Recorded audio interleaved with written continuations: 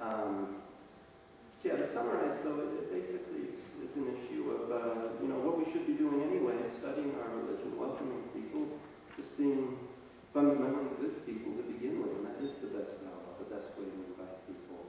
It's something we should share, it's something we should welcome people to, something we should never be pushy with.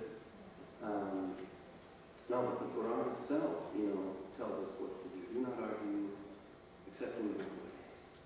And of course, I myself am far from perfect, and I'm always liable to make mistakes unless I'm quoting God, who is not liable to make mistakes. So it's humbling now to realize, you know, if I've said anything beneficial, helpful, I can't take any credit for it, because all of the credit is due to Allah.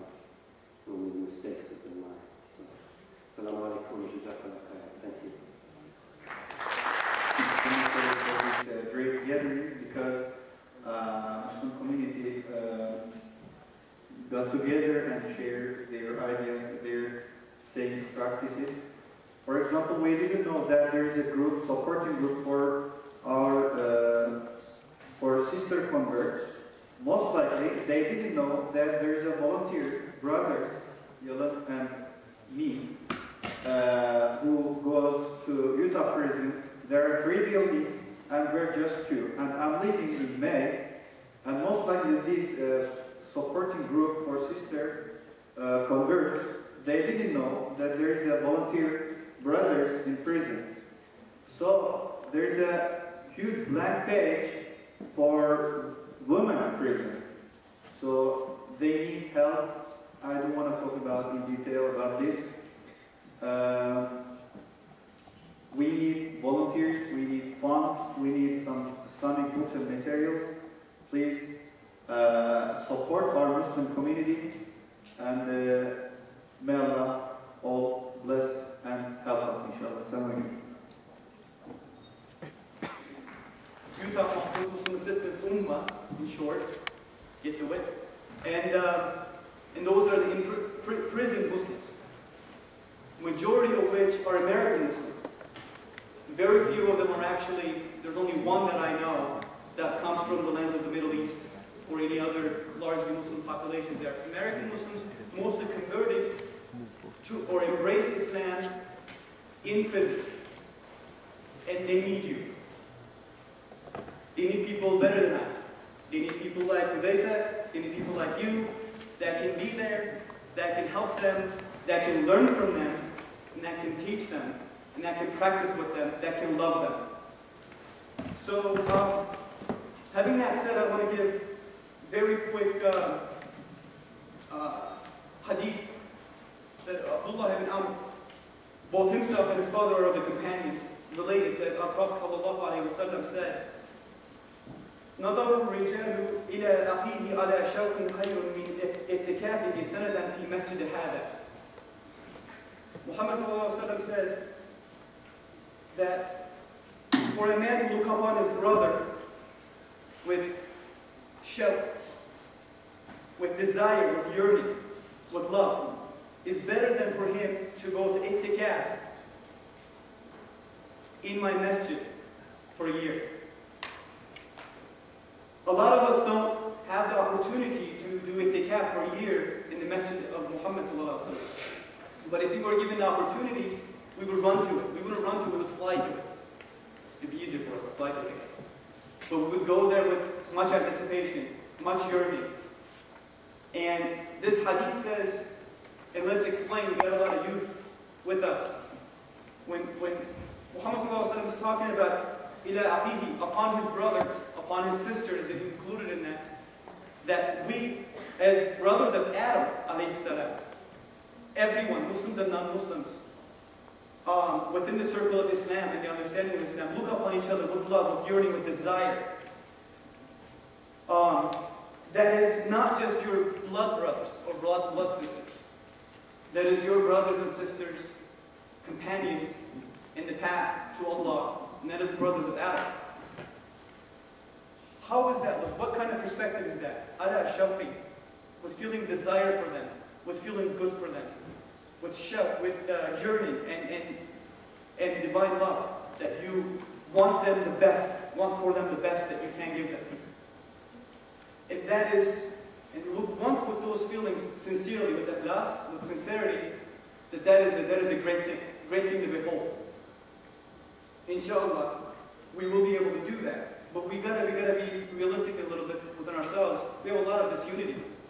We have a lot of criticizing each other going on. And we're talking about that kind of love. Where are we? Where are our hearts from that love, from the disunity in the state that we're in today? Going back to the prison work, we have Brother Ahmed, right now he's in Taiwan. Keep him in your du'as. He's done this work for many years.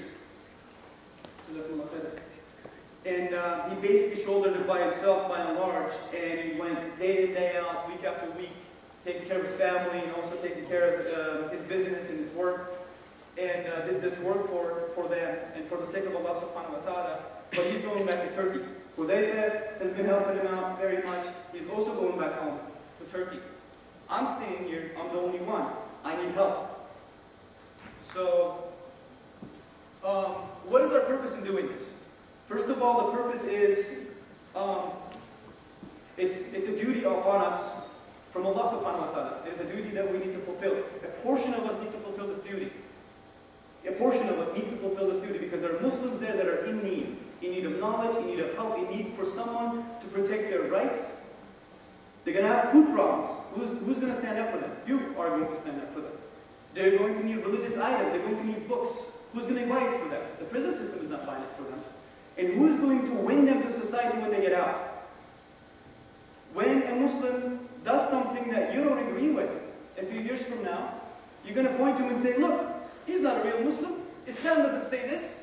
Well, where were you telling him what Islam said? Sitting here, sitting in your home, on your couch? Well, that's the Islam he knows because no one was there to teach him what Islam said. So that's what we're trying to do. When they come out of the place, they are in a state. They are in a state of knowledge, they're in a state of heart, hal, that they don't want to go back to the things that they have been doing, that they went in there to begin with. That we want them to benefit the society, because a Muslim is someone that illuminates whatever's around them, the people around them, whatever society they're in. That's how the Sahaba and the Tabi'een, that's how they went, and they applied Islam, they lived Islam. They didn't go and just talk about Islam, they lived Islam. When people saw them, they loved them. And through that love, people wanted to know more. People yearned for them. Through that yearning and through that love, they wanted to know more, and then their path to Islam and their path to Allah subhanahu wa ta'ala started at that point. So, they need to be provided this education, this identity, this safety, out of prison support. They come out of prison and they have nowhere to go. They have no support. There are Muslims in downtown that are homeless. They don't have support. We have women in prison. That alhamdulillah, 2 Turkish sisters signed up, but we need more support for that as well. And that they haven't been attended by any Muslims for years. They're just sitting there. They're not making use of that time that they have. So, before I continue on and run out of my time, because I tend to do this a lot, if you could tell, that there is actually a sign-up sheet outside, inshallah, and whatever support. You know, I'm not here to ask for money, even though we do need that kind of support. But if you have books that you want to donate, give us the books. If you want to donate your time, please give us your time. Write up your name, whatever contact that you want to put on. I put email and phone number. Just put whatever you want to put, so we can contact you back, let you know all the information. I'm trying to put together a website to give you more information about it. I put a placeholder for it, and I put that in the form as well. It's at mywadud.com in a prison section. If you can just kind of look at how it's spelled in the paper outside, and just give us your name. And whatever you want to donate, just get in contact with us, inshallah, and we'll try to benefit out of that in the way that we can, and you will benefit out of it.